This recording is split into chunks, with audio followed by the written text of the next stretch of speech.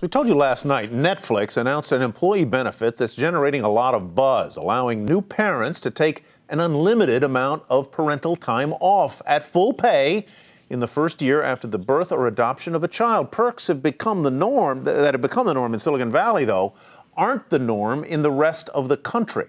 So are catered lunches and unlimited vacation days at tech companies making it hard for other businesses to compete for talent? Jacob Morgan is an expert on the subject and advises some of the biggest companies in the world on the evolving workplace. He joins us now. Mr. Morgan, welcome. Good to have you with us. I'm very interested in this topic, very interested in what Netflix did. But you tell me, are benefits at large corporations getting better overall or worse? Well, I think what we're starting to see is a shift for organizations to focus on the overall employee experience. Benefits are, of course, a part of that, so I think we're going to start to see them actually improve.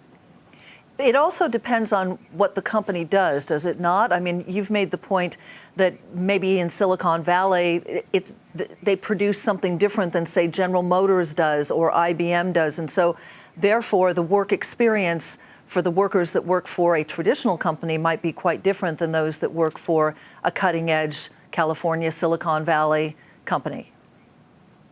Oh, absolutely. I mean, I think the biggest thing that organizations around the world can take from this is that they should be listening to their employees and treating their organizations more like laboratories and less like factories.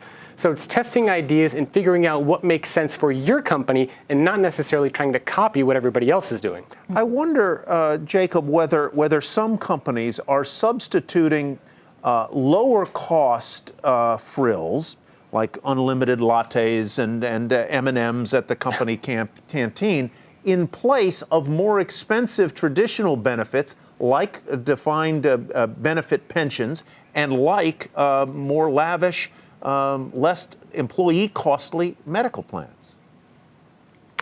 Well, when we think about the employee experience, there are three environments that companies have to think about. There's the digital environment, the physical environment, and the cultural environment.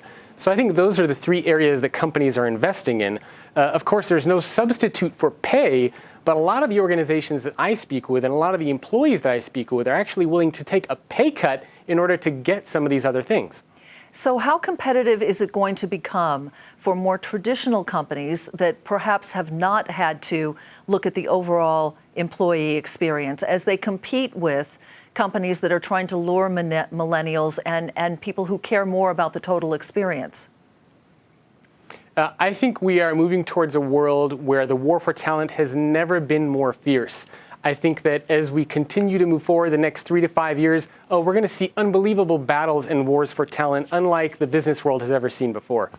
Jacob, thank you very much for your insights tonight. We appreciate it. Jacob Morgan, author Thank you for having me. of The Future of Work.